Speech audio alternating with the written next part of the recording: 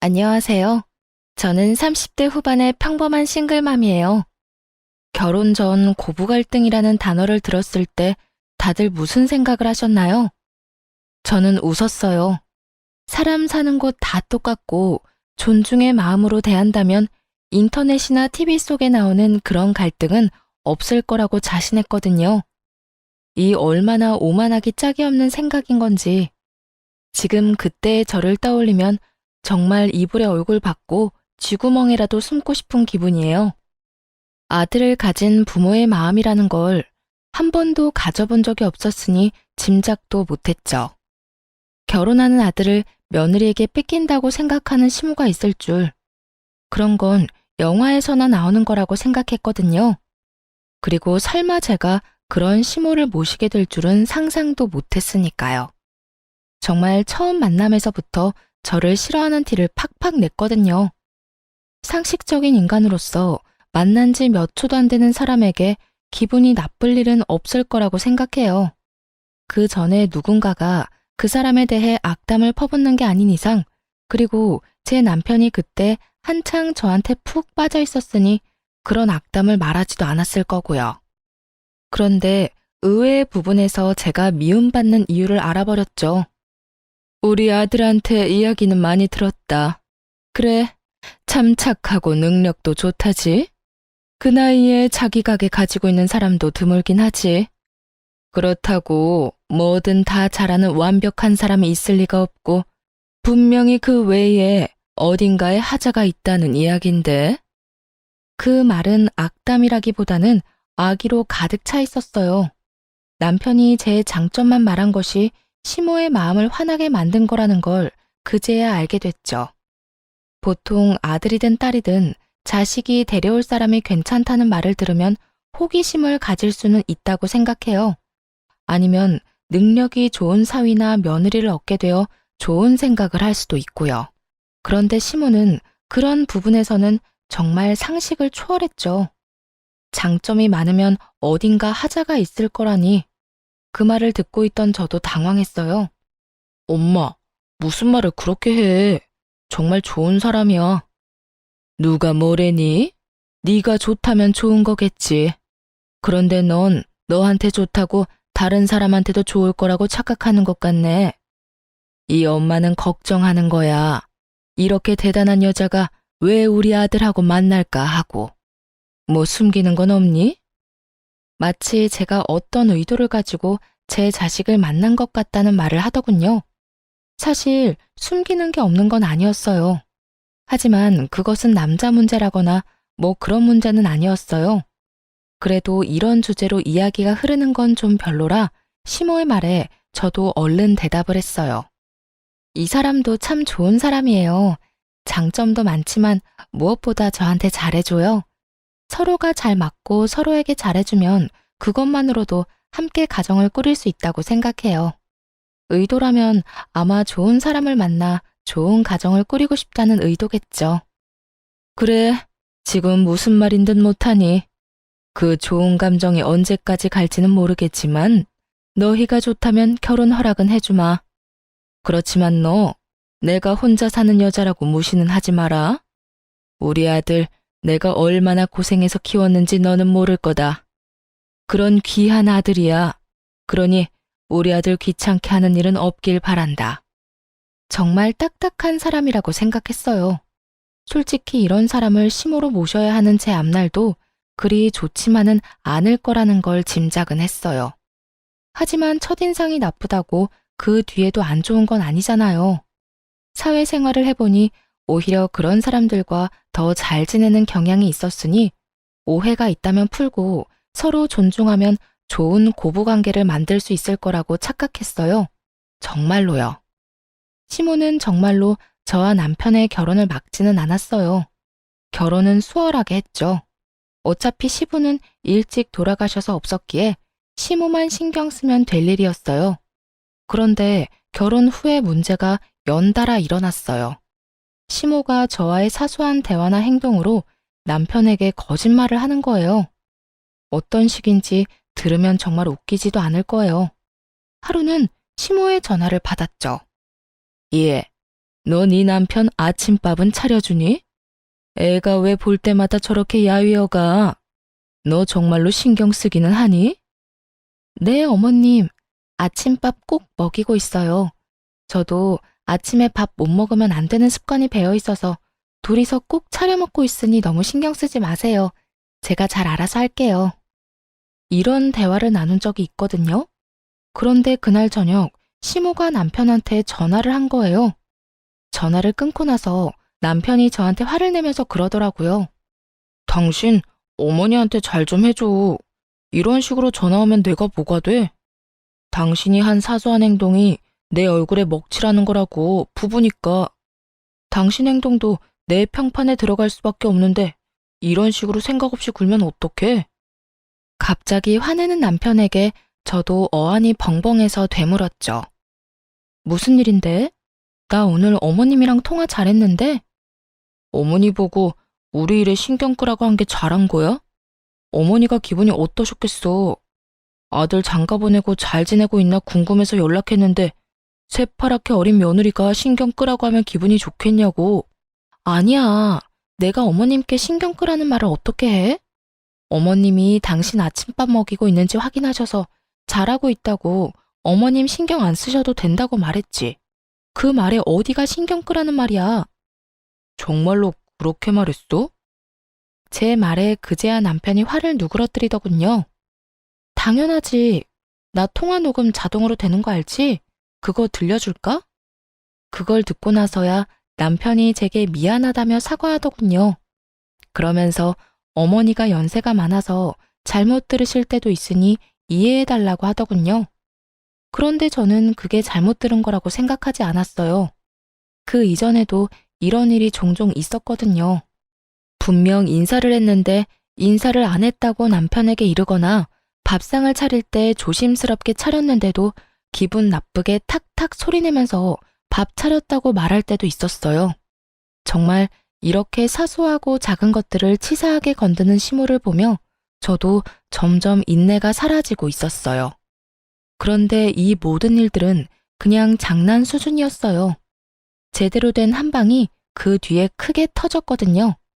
바로 제가 아들을 낳고 난 뒤에 일어난 일이었어요. 2년 만에 생긴 아이여서 저도 정말 행복한 날이었거든요. 그런데 출산일에 시모가 올라와서는 슬쩍 그러더군요. 손주가 영 아빠를 안 닮았네. 남편은 기분이 좋아서였는지 시모의 그 말을 농담처럼 넘기더군요. 어머니, 애들은 크면서 바뀐다잖아요. 그래도 나 닮은 것도 있어요. 발이 나랑 똑같잖아. 그러면서 농담으로 넘기니 저도 그때는 웃을 수 있었어요. 그런데 그 뒤에 우리 아들을 볼 때마다 시모가 계속 그 말을 하는 거예요. 아무리 생각해도 얼굴이 네 얼굴이 아니야. 그렇다고 제 어미를 많이 닮은 것도 아닌 것 같은데. 크면서 얼굴이 바뀌어도 엄마나 아빠를 닮아야 하는데 전혀 그렇지를 않으니. 시모만 만나면 이런 소리를 듣는 거예요. 친정에 가면 저랑 많이 닮았다는 이야기를 많이 들었거든요. 이번에도 그냥 넘어가려는데 남편이 뭔가 이상한 표정으로 저를 보더군요. 그날 시모가 돌아가고 나서 남편이 저한테 눈치를 보며 말하더라고요. 우리 아들 친자검사 한번 해볼래? 그 말에 저는 순식간에 분노가 차오르는 것을 느꼈어요. 너 무슨 의도로 그런 말 하는 거야? 어머님이 당신도 나도 안 닮았다는 말 했다고 당신까지 그렇게 생각하는 건 아니지? 정말 화가 머리 꼭대기까지 났어요. 친자검사를 하자고 하는 말 자체가 저의 부정을 전제로 꺼내는 말이라고 생각했거든요. 차라리 남편이 우리 아들이 산부인과에서 바뀐 거 아니냐는 식으로 말했다면 제가 이렇게 기분이 덜 더러웠겠죠. 그런데 남편이 제 외도를 바탕에 깔고 그런 말을 한 것 같아서 기분이 정말 안 좋았거든요. 여보, 아니야. 나 그런 식으로 생각하는 거 아니야. 당신을 의심하는 게 아니라 엄마가 저렇게 완강하시잖아. 매번 그런 소리 듣는 당신도 기분 나쁠 거고. 나도 매번 둘 사이에 끼어 있는 것도 그렇고. 우리 아들이 내 자식이 아니라고 생각 안 해. 그래도 짜증나. 싫다고. 내가 그런 검사했다는 걸 사람들이 알아봐. 내가 그런 여자처럼 보일 거 아니야. 왜 그런 짓 한 것도 아닌데. 당신, 설마 내가 그런 짓 저질렀다고 생각하는 건 아니지? 아니라니까. 엄마 때문에 그래. 엄마 때문에. 당신 기분 나쁜 건 알지만 매번 이러다가 나중에 우리 아들이 들을까봐 그러지. 그럼 당신이 어머님 좀 어떻게 해줘. 당신도 느끼고 있을 거 아니야. 어머님이 유독 나한테 팍팍하게 구시는 거. 이번에도 어머님이 내 외도 의심한 것처럼 보이잖아. 처음에는 농담으로 넘어갔다고 쳐도 그 뒤부터는 그런 이야기가 농담으로 들려? 분명히 그런 생각을 하고 계시니까 그런 말 하시는 거지. 그러니까 해보자는 거야. 엄마가 착각하고 계시는 거니까. 우리가 해서 보여주면 믿을 수밖에 없잖아. 안 그래? 남편의 말은 정말 짜증이 났지만 그래도 검사는 진행할 수밖에 없었죠. 한번 정확하고 확실하게 보여주면 그 뒤부터는 저딴 말 입에도 꺼내지 않겠지 싶었거든요. 그날 하루 잠도 못 자고 꼬박 고민한 저는 시모와 남편을 데리고 유전자 검사하는 곳으로 향했어요. 어머님, 검사하는 거 제가 문제 있어서 검사하는 거 아니에요. 어머님이 뭘 원하시는 건지 모르겠지만 남편이 어머님 납득시키려면 이렇게 해야 한다고 해서 확실하게 하려고 어머님도 여기 모신 거예요. 그러니까 검사 결과 나오면 앞으로 장난으로라도 우리 아들이 남편 닮지 않았다는 말은 하지 마세요. 약속해 주실 수 있으세요? 당돌한 제 말에 시모가 알겠다고 깔끔하게 말하더군요. 그 의미를 전혀 모르겠더라고요.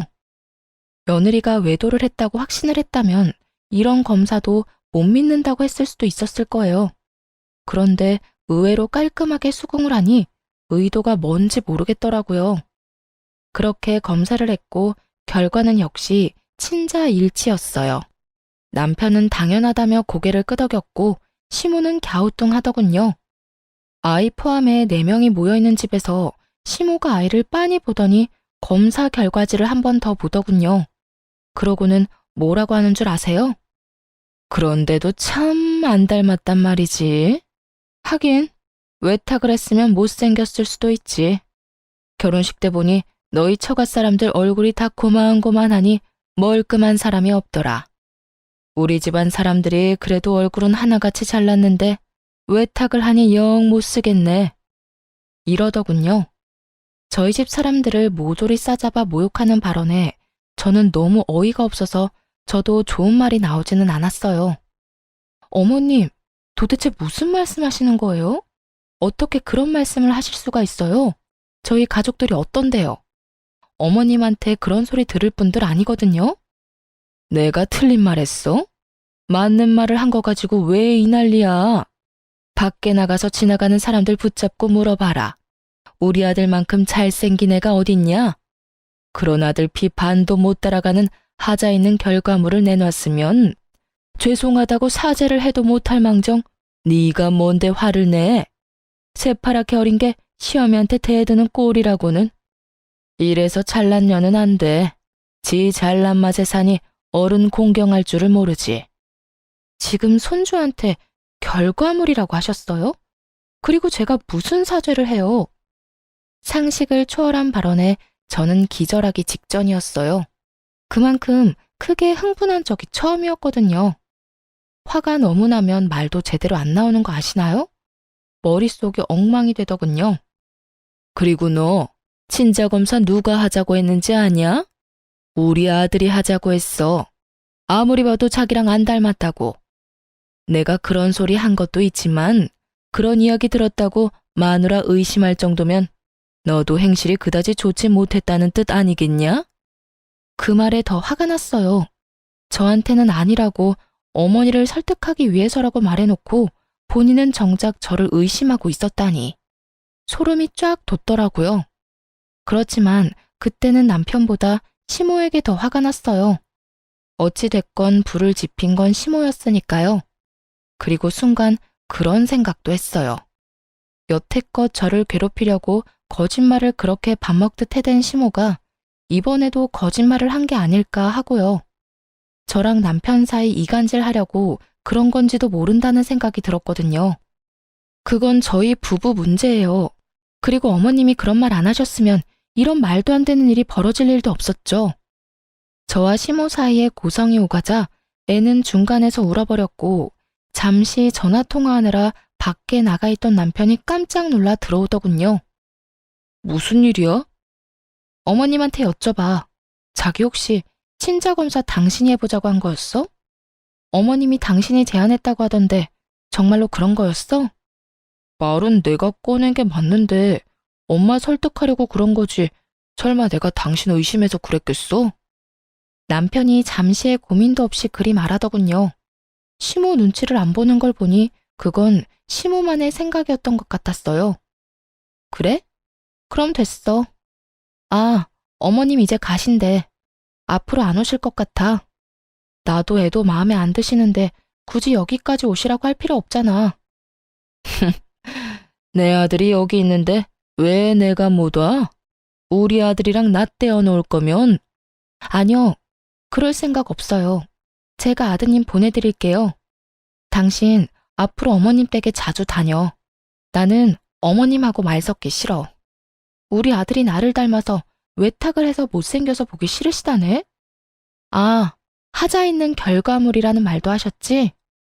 내 자식이기도 하지만 당신 자식이기도 한데 제 말에 남편도 깜짝 놀랐는지 시모에게 소리를 지르더군요. 엄마, 진짜 그런 말 하셨어요? 대체 무슨 생각이에요? 친자 검사까지 해드렸잖아요. 근데도 이런 식으로 계속 분란 일으키실 거예요? 이 사람도 많이 양보해서 검사해 줬으니 어머니도 이쯤에서 좀 그만하세요. 시모는 그런 남편을 본체만 채하고는 저를 흘겨보더니 기분 나쁘다는 듯 가방을 들고 밖으로 나가더군요. 시모를 쫓아나갔다가 다시 돌아온 남편이 저를 달래듯 그러더라고요. 어르신들 늙으면 애 되는 거 알잖아. 그러니까 너무 신경 쓰지 마. 노인이 유치하게 구는 건 이해하는데 너까지 유치해지진 말자. 이해하고 넘어갈 수 있잖아. 왜 그걸 못 참아? 내가 왜 참아야 하는데? 내 가족 욕하는 거 참고만 있으라고? 너는 어디 가서 네 자식한테 하자 있다고 하면 기분 좋겠어? 어떻게 저렇게 생각 없이 굴 수가 있냐고.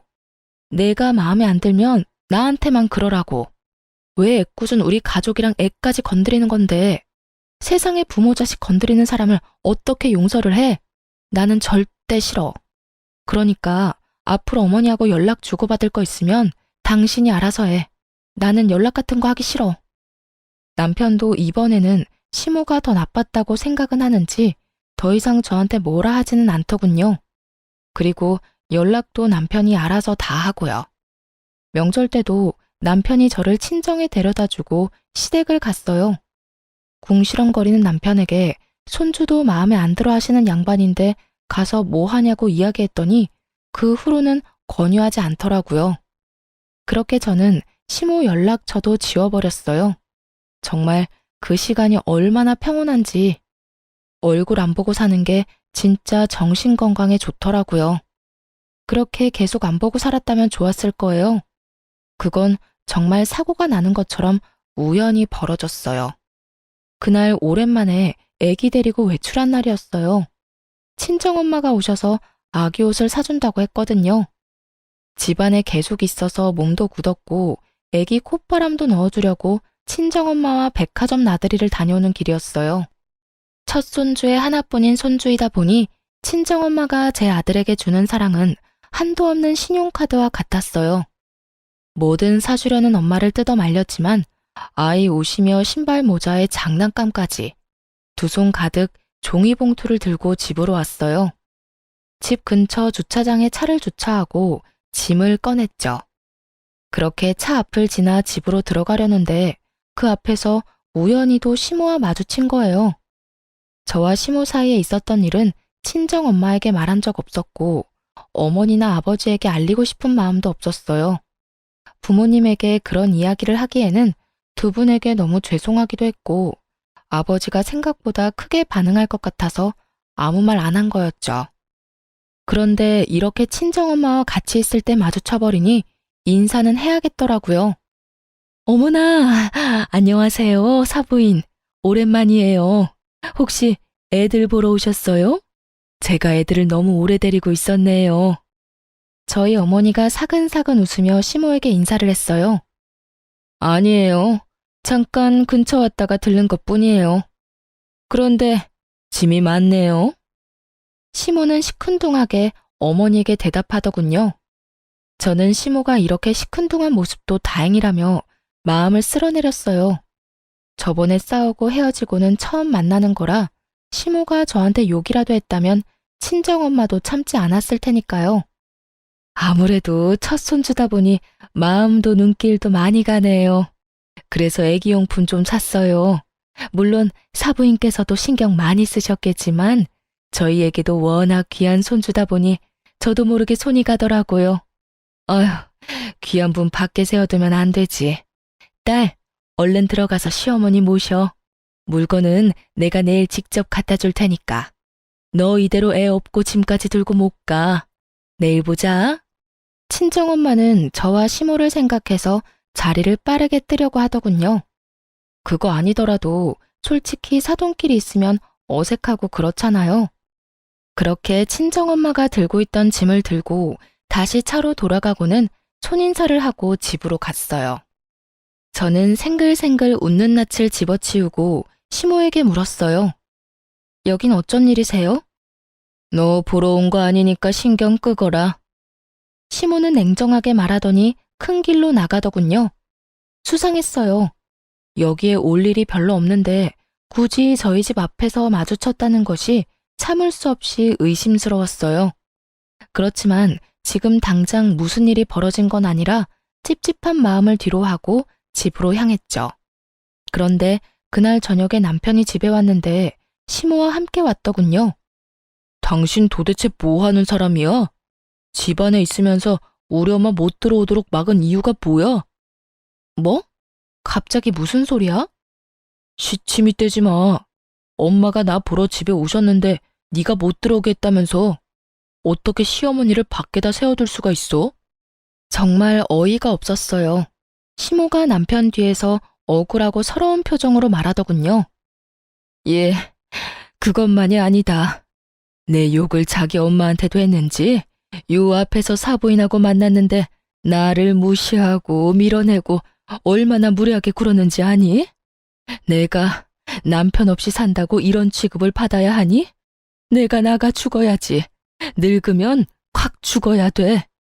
오래 살면 험한 꼴 본다더니 며느리랑 사돈댁한테 이런 무시를 다 당하고 또 거짓말을 지어내더군요. 저는 새삼스럽지도 않았어요. 그래서 더 냉정해졌죠. 어머님, 거짓말하지 마세요. 저희 어머니도 저도 그런 적 없잖아요. 제가 밑에서 어머님 마주쳤을 때 여기 무슨 일이냐고 여쭸잖아요. 그때 어머님이 뭐라고 하셨어요? 너 보러 온 거 아니니 신경 끄라고 그렇게 말씀하셨잖아요. 그러고서 큰 길로 가는 것까지 보고 집에 들어왔는데 무슨 말씀하시는 거예요? 지금 뭐 하는 거야? 우리 엄마 거짓말쟁이로 몰아가는 거야? 너 이 정도로 인간 이하인 사람이었어?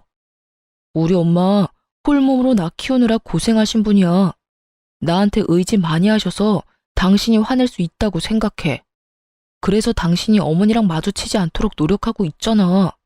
그런데 나 보러 온 어머니 내쫓은 것도 모자라서 당신네 식구들이랑 편먹고 밀치고 무시까지 해.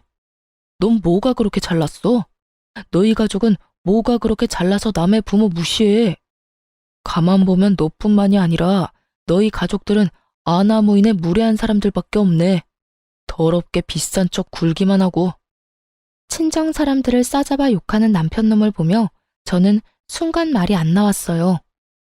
기가 막혀 남편을 쳐다보고 있노라니 그 뒤에 서 있던 시모 얼굴에 슬그머니 미소가 번지더군요. 이 사람이 또 제 뒤통수를 치려고 작정했나 보다 싶었어요. 제가 아무 말도 없으니 남편이 더 기세등등하게 입에서 더러운 말을 쏟아내더군요. 윗물이 맑아야 아랫물이 맑은 법이야. 당신 어머니가 예의를 모르고 사돈 보기를 우습게 보니 당신도 우리 엄마한테 그렇게 싸가지 없게 굴었겠지. 친정엄마를 모욕하는 남편 말에 저도 더 이상 참지 못했어요. 당신이 나한테 그런 말 할 자격이나 있어? 그리고 이런 말 한 거 책임질 수는 있어? 책임? 책임은 네가 져야지. 우리 엄마 이렇게 만든 거 다 네 탓이잖아. 그래? 그럼 진짜로 누가 잘못인지 알아보자. 두 사람 다 어디 가지 말고 거기 앉아서 기다리세요. 저는 친정 어머니에게 연락해서 오늘자로 찍힌 블랙박스 영상 보내달라고 했어요.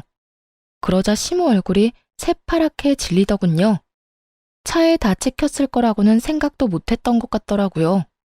그리고 어머니에게서 온 블랙박스 영상을 남편에게 보여줬어요. 차 앞에서 띠꺼운 표정의 시모와 생글생글 웃는 낯의 친정엄마가 동시에 비춰지자 남편이 계속 영상을 돌려만 보더군요. 무슨 말을 해야 할지 찾고 있는 것처럼 보였어요. 싸질러 놓은 말들은 더 이상 담을 수 없는데 수습을 하려니 답이 안 나오는 듯 머리만 벅벅 긁더군요. 그렇게 꿀먹은 벙어리가 돼서 한참을 폰만 돌려보던 남편에게 제가 먼저 말을 걸었어요. 직접 보니까 어때? 당신이 어머님한테 들은 게 사실인 것 같아? 여기 어디에 밀치고 무시하는 장면이 있어? 이 장면 어디에 싸가지 없고 무례하고 사람 무시하는 사람이 있냐고. 그게 있으면 당신 어머님이겠지. 시종일관 웃는 낯으로 말하는 우리 엄마 앞에서 잔뜩 굳어서 기분 나쁜 표정 짓고 있는 건 당신 엄마니까. 시모도 증거 영상을 보고 거짓말이 들통난 터라 아무 말 못하고 있더니 결국 한 소리 듣고는 자리에서 일어나 밖으로 나가버리더군요. 당신이 뭔데 아무죄 없는 우리 엄마를 욕해? 너희 엄마 말이면 똥으로 매주를 쓴데도 믿겠지? 마누라가 얼마나 만만해 보이면 처갓집 식구들까지 아래로 보겠어. 불쌍한 우리 엄마 이용해서 자기한테 유리하게 말 지어내고. 근데 더 화가 나는 건 그 얄팍한 수에 넘어가서 나랑 우리 엄마 신나게 욕한 당신이야. 나는 당신 어머니처럼 입만 열면 거짓말하면서 옆 사람 힘들게 만드는 사람 부모로 모시면서 살고 싶지 않아. 에이, 별것도 아닌 일로 무슨 그런 말을 해. 내가 잘못했어. 다 잘못했으니까 이제 그만 화 풀어.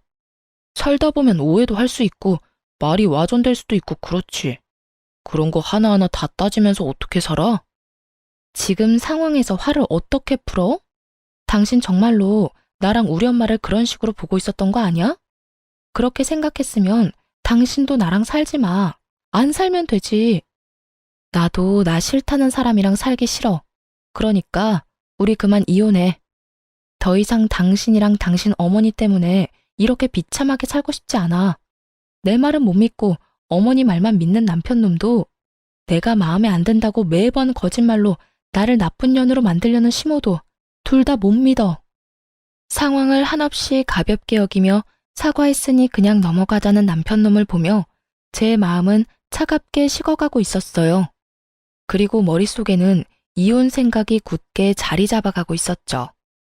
남편이 시모와 연을 끊고 살겠다고 한다면 이혼은 잠시 미뤄둘 생각도 있었어요. 그런데 그 주 주말에 시댁 어른 잔치에서 시모가 내 욕을 하고 다녔다는 이야기를 제가 듣게 됐죠. 이모님 칠순 잔치를 한 그 가게 사장이 저랑 같은 개원이었거든요. 그 친구가 저한테 말해주더군요. 아주 악에 바친 것처럼 이 사람 저 사람한테 며느리랑 사돈댁이 자기 무시했다며 없는 말 퍼다 나르고 있었다고요. 결국 저는 참지 못했어요. 기다려주지도 않았어요. 그날 저녁 남편이 퇴근해서 돌아오자마자 문 앞에서 말했어요. 우리 이혼해. 내가 어떻게든 참아보려고 했는데 당신 어머니 하는 행동 때문에 더는 안 되겠어. 어차피 당신도 고민한 적 없잖아. 어머니랑 나 사이에 있었던 일 그냥 흐지부지하게 지나가고 싶은 거 다 알아. 그치만 나는 더 이상 내가 없는 데서 욕 얻어먹고 싶은 마음 없거든? 이혼 소송하면서 당신 어머니에 대한 명예훼손 소송도 진행할 거야. 만나는 사람들 모두에게 나랑 우리 엄마 욕하고 다닌다는데 어디 계속 그렇게 하시라고 전해줘. 며칠 있다가 법원에서 연락할 테니까. 야, 꼭 그렇게까지 해야겠어? 우리 엄마가 잘못한 것도 있지만 네가 얼마나 싸가지 없게 굴었으면 우리 엄마가 저렇게 행동하겠어? 그리고 이혼하자면 누가 겁나는 줄 알아? 나도 갈 때까지 갈 거야.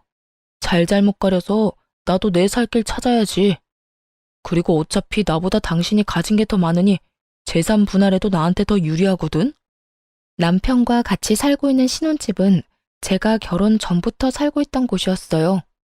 남편은 이 집이 제 명의로 된 집이라고 알고 있었죠. 아마 제 집을 재산 분할하게 될 거라고 착각하고 있는 모양이더군요. 그 생각 자체가 가소로웠어요. 방귀 낀 놈이 성낸다고 남편 놈이랑 시모가 잘못한 건데 제가 왜 저한테 불리한 일을 해야 하죠?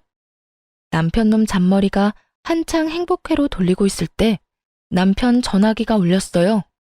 폰에 찍힌 이름을 한번 보더니 제 얼굴을 다시 보더군요. 연락이 온 사람은 저희 친정 아버지였어요. 저한테 줬던 거요? 남편은 의아한 목소리로 되물었어요. 하긴 받은 적이 없다고 생각했으니 뭘 가지고 있는지도 모르겠죠. 자네가 살고 있는 그 집, 그거 내 집이야. 내가 우리 딸 살도록 해준 집이라고. 그런 집에 너 같은 놈을 몇 년이나 품고 있었다니 에라이 천하의 몹쓸 놈 같으니. 내가 사람 하나는 잘 봤지. 그때 안 준 게 신의 한 수다 이놈아. 집주인으로 말하는 건데 당장 그 집에서 꺼져. 친정아버지와의 전화로 그제야 일의 심각성을 알게 된 남편이 제게 사과를 하더군요. 여보, 이거 다 무슨 일이야? 내가 사과할게. 일단 나는 아무것도 몰랐고 내가 했던 말들이 뭐든 그건 그냥 홧김에 한 말이야. 그러니까 당신이 좀 이해해주고. 웃기고 자빠졌네. 이제 알겠어? 넌 나한테서 아무것도 못 가져가. 가져가게 둘 생각도 없고. 애도 내가 데려갈 거야. 당신 어머니가 우리 애한테 어떤 짓 저질렀는지, 그리고 당신이 우리 애를 어떤 식으로 보고 있었는지 내가 다 알고 기록해놨고 녹음해놨어. 그러니까 애 데려갈 생각하지 말고 조용히 이혼이나 기다려. 남편 놈은 제 말도 무시하고 그 다음날 바로 친정아버지를 찾아갔더군요. 용서를 빌면 아버지가 이해해 줄 거라고 생각했나 봐요. 그런데 아버지는 남편을 용서해 줄 생각이 전혀 없었어요. 여기가 어디라고 기어들어와? 당장 안 나가? 왜? 그 집이 내 집이라니까 이제 와서 아까워? 아니면 재산 분할 안 될 거 아니까 이혼하기 싫어졌어? 그런데 어쩌냐? 이미 네 놈이 그 가벼운 입으로 짓거린 모든 말을 내가 다 들어버렸는데 평생 용서를 빌어도 용서할 생각 없으니까 당장 나가. 이 정신 나간 놈아. 결국 말도 제대로 못 꺼내보고 퇴짜를 맞고 집에 돌아왔더군요. 저는 당연히 집에 들여보낼 생각이 없었고요. 비밀번호를 바꿨더니 남편 놈이 못 들어오고 발만 동동 굴리더군요. 그런데 그 와중에 시모까지 딱 등장했어요. 여보, 미안해. 내가 정말 평생을 두고 속죄하면서 당신한테 미안해하면서 바짝 엎드려 살게. 그러니까 잠깐 얼굴 보고 이야기만 하자. 오해는 다 풀고 오해 안 생기도록 방법도 마련하고. 야, 네가 왜 저런 애한테 사과를 해? 적반하장도 유분수지. 지금도 봐라. 지 남편 시애미 문 앞에 세워놓고 이게 무슨 경우니? 너 부모가 너를 이렇게 예의 없이 키웠어? 남의 자식한테 전화해서 무슨 소리를 했길래 애가 기가 죽어서 너한테 설설 기냐는 말이야. 시모가 눈치 없이 제 아들 편을 들며 욕을 하자 남편이 식겁을 하며 시모를 말리더군요. 엄마, 무슨 말씀하시는 거예요? 제발 가만히 좀 있어요. 가만히 있어주는 게 나한테 도움되는 일이라고. 알지도 못하면서 왜 자꾸 일을 크게 벌려요? 나 이러다 돈 다 털리고 길거리에 나앉으면 엄마가 책임질 거야? 갑자기 자기에게로 화살이 돌아오자 시모가 급 당황하며 어리둥절해 하더군요.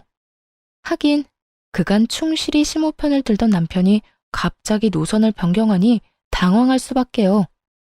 그러던 말던 저는 솔직히 아무 상관없었고 그냥 재미만 있었어요. 문 앞에서 그러고 있으면 신고할 테니까 집으로 돌아가.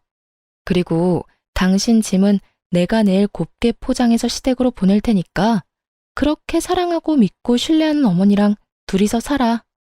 싸가지 없고 무례하고 나쁜 년인 나 같은 거랑 살지 말고. 어차피 이 집에 가져온 것도 얼마 없잖아. 우리 아버지 집에 혼수도 내가 다 해서 너는 몸만 딸랑 들어왔잖아. 그 주제에 뭐가 그리 대단해서 나한테 감히 이빨을 드러내? 차가운 제 말에 결국 남편 놈도 시모도 돌아갔어요. 그리고 이혼 소송이 끝나고 저희는 법적으로 남이 됐죠. 당연히 애는 제가 데려왔고 위자료도 제가 받았어요. 저한테 유리할 수밖에 없었죠. 시모의 그 행동이 저에게 큰 스트레스를 주었지만 동시에 이혼에서는 더 큰 증거가 되어줬거든요. 그런데 이혼 후 3달도 지나지 않아서 전 남편이 웬 젊은 여자를 데리고 제가 일하는 카페로 찾아왔더군요. 딱 봐도 과시용으로 데려온 듯 화려하고 예쁘고 어렸어요. 잘 지냈어? 이혼하고 처음 보네. 지나가다가 소식이라도 알려줄 생각으로 들렀어. 여기 내가 곧 결혼할 여자친구. 속이 훤히 내려다 보이는 참으로 생각 없는 행동이었어요. 그 여자를 소개하며 제 속을 긁을 생각이었던 모양이에요. 여기서 제가 화내면서 이게 무슨 짓이냐고 성질을 내기를 바란 건지 아니면 후회하고 매달리기를 바란 건지 모르겠지만 전 남편 좋을 대로 해줄 생각은 전혀 없었어요. 그리고 남자친구가 전철을 만나러 간다는데 쫄래쫄래 따라온 여자도 남편처럼 생각 없어 보였어요. 생각 없는 건 여전하네. 여기가 여자친구 데리고 올 곳이긴 해. 무슨 생각인지 훤히 보여서 좀 우습긴 한데 나는 당신 결혼? 당신 인생? 하나도 신경 안 써. 그것보다 해야 할 일이 너무 많아서 못해. 그러니까 가만히 있는 사람 신경 건드리지 말고 나 없는 데서 잘 지내. 내가 못 지내라고 고사 지내는 것도 아니고 그냥 인연 끊고 서로 얼굴 안 보고 살고 싶다는데 그거 하나도 못 들어줘? 그렇게 빈정대고 있는데 건물 관리인이 카페로 들어왔어요. 사장님, 이 층에 빈 상가 어느 업체랑 계약하실지 결정은 하셨어요? 지금 연락해온 사람들 모두 안달이 났는지 어디로 할 거냐고 난리예요. 장사도 잘 되는 데다가 상권도 좋고 건물 관리도 잘 돼 있으니 다들 탐이 나긴 하겠죠. 너무 늦어지면 곤란하니까 오늘 중으로 결정했으면 싶은데 사장님 생각은 어떠세요? 나이 지긋한 남편도 종종 카페를 오가며 알고 지냈던 건물 관리인이 제게 빈 상가 계약건에 대해 묻자 전 남편이 얼굴이 잿빛이 되더군요. 아저씨는 어때요? 솔직히 입점시킬 때 멀쩡한 사람 안 들어오면 다들 스트레스만 받는 거 아시죠? 스트레스야 사장님이 받지 일개 관리인인 제가 받을 일이 있나요? 그래도 앓는 소리 한 거 치고는 건물 경영도 제대로 하시잖아요. 이 건물 받고도 이 정도로 잡음 없으면 건물주 할 능력은 되고도 남는 거죠. 관리인과 농담을 하며 이야기를 하는 내내 전 남편은 저와 관리인을 번갈아가며 이야기에 집중하더군요. 그리고 관리인이 나가자마자 저한테 물었어요. 당신이 왜 2층 상가 계약을 결정해? 그리고 건물을 받아? 왜긴 이 건물이 내 건물이니까 그렇지.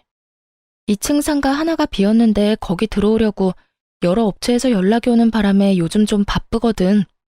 그래서 당신이 내 신경 건드리려고 하는 이런 짓들이 정말로 하찮고 짜증나.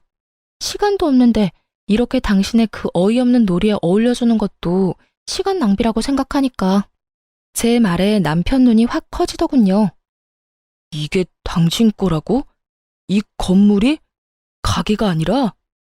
그래, 이 건물 원래 아버지 거였거든. 그런데 나 이혼하면서 아버지가 나한테 줬어. 아버지가 나 결혼할 때 당신 모르게 나한테 요구한 게 있거든? 아버지 이름으로 된 건물 다 숨기라고. 당신이랑 결혼해서 애 낳고 5년이 지났는데도 우리가 잘 살고 있었으면 이 건물 주겠다고 하셨어. 근데 애가 5살이 되기 전에 우리는 이혼을 했지. 네가 개차반 같은 인간이고 우리가 이혼을 했으니 아버지가 아주 잘했다면서 이혼과 동시에 나한테 준 거야. 나는 이 건물 받으면 원래 당신이랑 공동명의로 하려고 했거든? 근데 그때 아버지 말 안 듣고 이 건물 받았으면 너한테 다 뺏겼을지도 모른다고 생각하니까 엄청 오싹하네. 잘 된 거지. 우리 아버지가 현명하시긴 하셔. 신기하지? 아버지는 당신 뭘 보고 이런 사람인 걸 예상했을까? 그때는 당신도 제정신처럼 보이긴 했는데 말이야. 아버지가 저에게 숨기라고 한 것은 아버지의 재력이었어요. 제가 나쁜 사람에게 이용당할까봐 걱정이었다고 하셨거든요. 작정하고 속이려고 드는 놈들은 못 이기니 처음부터 네가 먼저 상대방을 속이라고 말이죠. 그러니 처음부터 그 건물은 제 것이 될 거였어요. 전 남편만 모르고 있었을 뿐이죠. 그리고 솔직하게 말하면 공동명의는 거짓말이었어요. 전 남편과 같이 할 생각도 없었고 아버지가 그걸 허락해 줄 뿐도 아니었죠. 이혼 전에도 남편 이름으로 하느니 외손주 이름으로 하는 게 더 낫다고 생각하시고 계셨더라고요. 그런데 제가 왜 그런 말을 했는지 아세요? 전 남편의 그 표정이 보고 싶었거든요. 아쉬워서 죽을 것 같은 표정.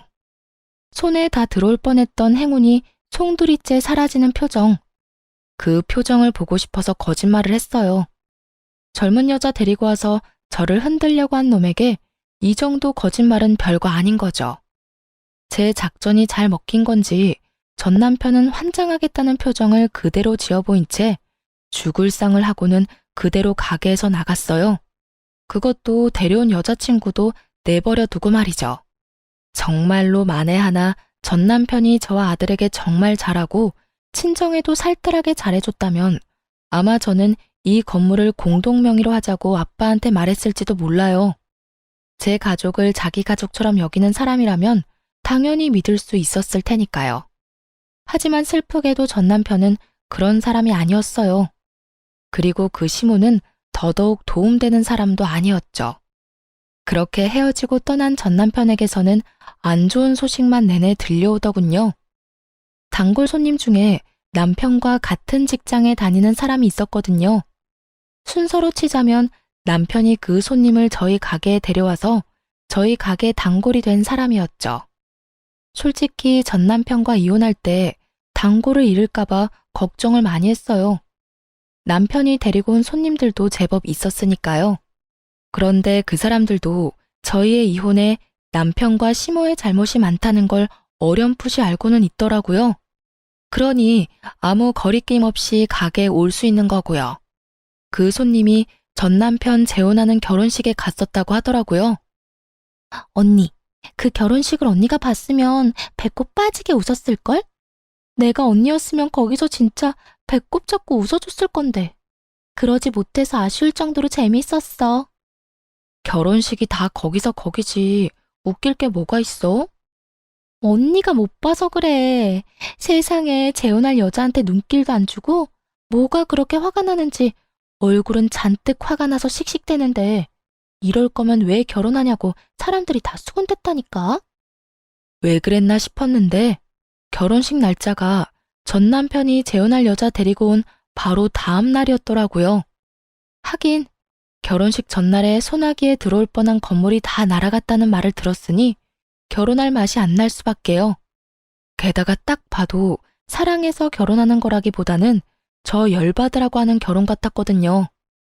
정말 그 여자를 사랑했다면 전처 일하는 곳엔 데려오지도 않았을 테고 결혼식도 그렇게 빨리 하지는 못했을 테니까요.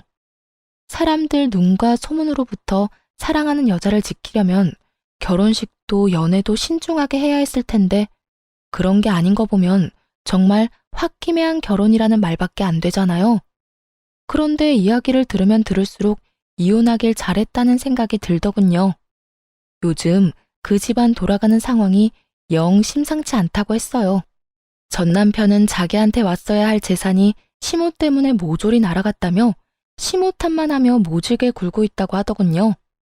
물론 시모가 가장 많이 잘못하긴 했지만 자기 잘못도 충분히 있는데 그렇게 싸고 돌던 시모를 탓하는 걸 보니 제가 뿌린 씨앗이 남편에게 큰 스트레스를 준 게 분명해 보였죠. 그리고 재혼한 그 젊은 여자도 제 남편 따라 시모에게 손찌검을 하며 허드렛 일이나 시킨다고 해요. 그런데도 시모는 찍소리도 못하고 아들 눈치 보며 새파랗게 어린 여자가 하라는 대로 군말 없이 식모처럼 일하고 있다고 하더라고요. 시모는 여우 피하려다 호랑이를 만난 거죠. 물론 제가 여우는 아니었고 시모가 저를 여우로 만들고 싶을 뿐이었지만 결과적으로는 그렇게 됐죠. 그렇게 두 사람이 평생을 후회했으면 좋겠어요. 저와 제 아들이 얼마나 자신들에게 도움이 될 존재였을지 속으로 끊임없이 생각하기를 바랬어요. 이게 제가 그 사람들에게 받은 모욕과 멸시를 되갚아줄 가장 좋은 복수라고 생각했거든요. 전 남편 집안 돌아가는 꼴을 보아하니 제가 원하는 대로 흘러가는 것 같아 속이 시원했어요. 손님이 마지막에 그러더라고요. 언니, 이혼 진짜 잘했어요. 나였으면 일찌감치 돌아버렸을지도 몰라요. 그 이야기를 들으니 이혼 후 마음고생한 게 몽땅 사라지는 기분이 들었어요. 이혼 후에 사람들 눈과 소문이 엄청 신경 쓰였거든요. 이혼 부부가 다들 그럴 거라고 생각해요. 쉬쉬하며 숨기고 싶을 테지만 이렇게 지지와 응원을 받으니 마음이 얼마나 놓이던지. 앞으로도 저는 아마 혼자 살 것 같아요. 남편과 시댁이라는 것에 크게 당했으니 굳이 그 지옥을 내 발로 걸어가고 싶지는 않거든요. 실패는